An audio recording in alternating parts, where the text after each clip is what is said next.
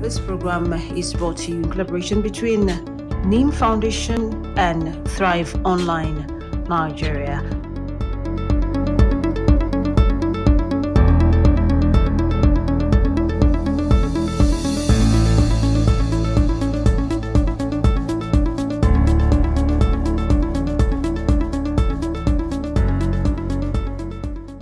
For the everyday man, what does it mean to be safe online? For the everyday man, he needs to be aware of vulnerabilities that he faces every day when he visits the internet.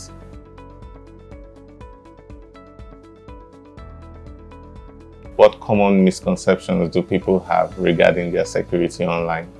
Well, I mean, you can't generally have a couple of conceptions or misconceptions concerning security online. It's usually fragmented to the kind of people or the group of people. So for individuals, one misconception could be that they have very strong passwords, or that their data isn't worthy of being hacked or being accessed. Or you could have, for organizations, it could be that, oh, we have IT protocols, these protocols are compliant, our antiviruses are updated, or we have the latest and most expensive antivirus in our system, or we take every security, or we have policies and procedures that cater for every security challenge we may face as a company or an organization. So these are some. I mean, there are so many, but like I said, it depends on how you group or categorize individuals or organizations and their usage of the internet.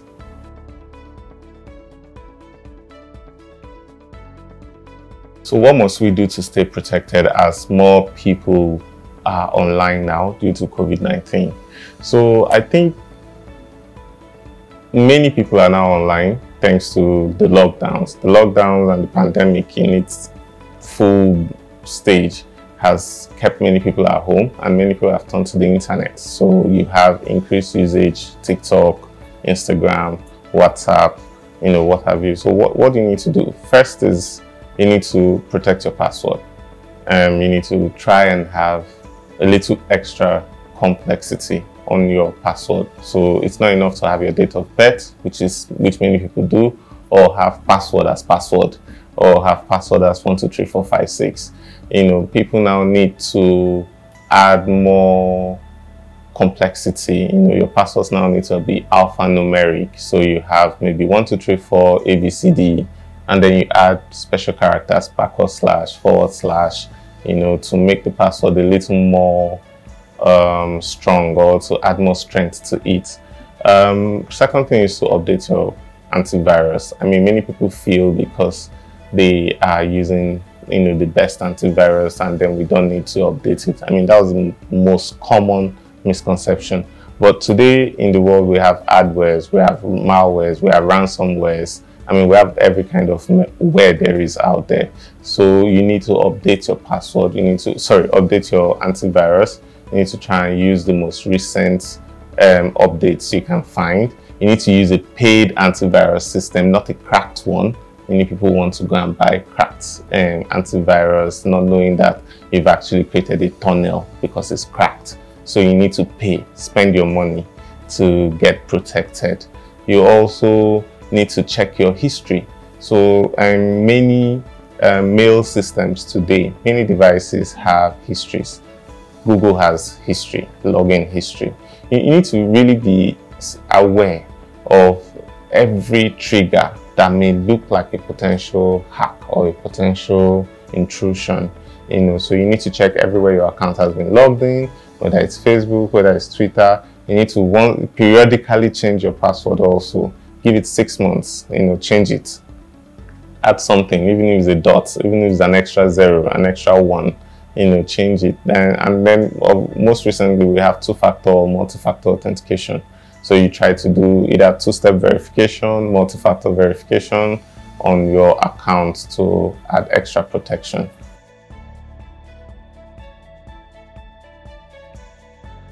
How do social media accounts get hacked, and what are the signs to look out for? I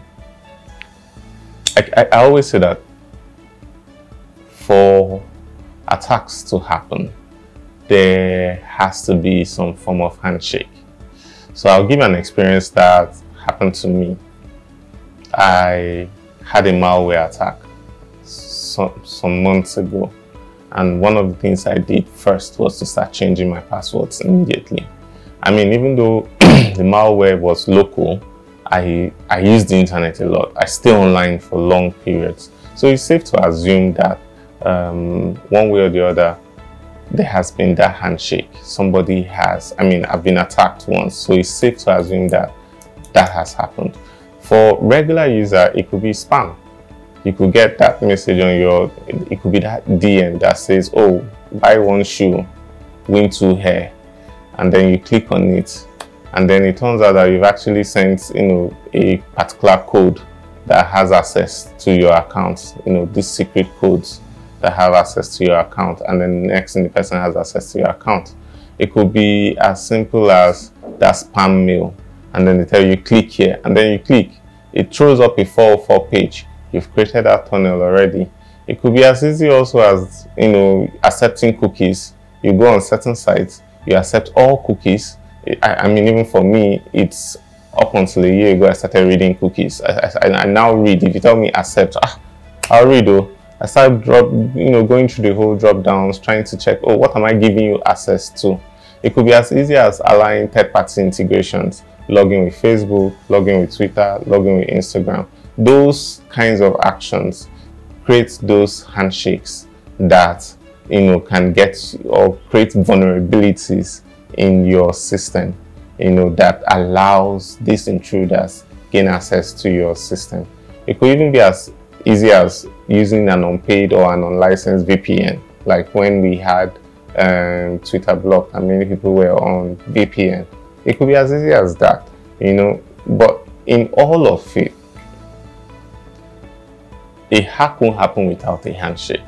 A hack won't happen without some form of intrusion. A hack almost won't happen except your password is very, very insecure, or you don't have a multi-factor authenticator turned on, where maybe the hacker, kind of like gains access, brute force. So if it's not brute force, then it's going to involve you. You have to take, you are going to make that extra action, and that action could come in any way. It could be as easy as a spam. It could be even a phone call, and then someone calls you and say, hey, I sent you one number, it looks like a recharge card number, please send it back. It's a lie. The person is doing 2-factor authenticator on your account and has possibly sent you the authentication codes he needs to gain access to your account. So I've mentioned a number of ways that you could, identify these intrusions or identify these attacks as they may present themselves. And then another way is to read. One way is to look at latest attacks. They'll almost always be in the news, how people get attacked, how people should protect themselves, and what steps they should take to protect even their devices.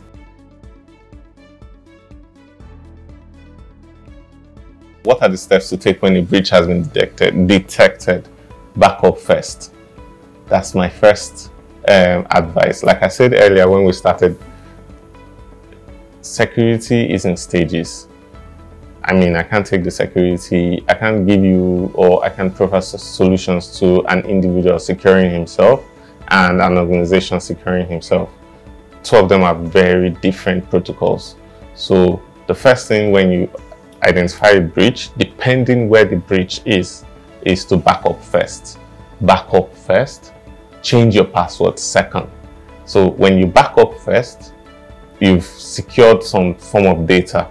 When you change your password, you've already told the hacker, I have seen you. So if the hacker wants to destroy every evidence, you've backed up. So you have the evidence that you will use for any other investigation. So you change your password, and then if you've not activated multi-factor, you activate either multi-factor or authentication or 2-factor or 2-step verification. And even with multi-factor authenticator, I advise people to look for tools that allow them recover those authentication codes. because a particular tool like say Google Authenticator, if your phone gets missing, you may find it really difficult to recover or retrieve those activation codes, and that means you might as well just lose access to the account. So it's good to have multiple security features attached to your account.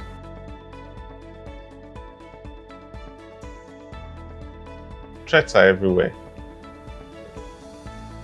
Should you be scared? Yes. Can these threats be mitigated? Yes. What can you do? Well, first, you can secure your account by using very complex passwords. These complex passwords is advised that they are alphanumeric. That means they include letters, numbers, and special characters. Update your antivirus regularly. Try as much as possible to use paid antivirus, not one that has been cracked. Try as much as possible to also use paid antivirus systems. Use paid VPN services, not cracked, not free. Avoid clicking links from scam sites or links that are not trusted. You should also know that popular main sites will also be victims, and so that means you also could be infected by going to popular mainstream sites. So as much as possible, try to stay safe and browse safely. They call it ethical browsing. And as much as possible, clear your cookies, delete your cache, check for your access history to know where your mail has been accessed from, and as much as necessary or as much as possible, avoid third-party integrations with your social media accounts, especially your main accounts. I think these steps will help mitigate and give you a little extra cover or extra protection as you use the internet every day.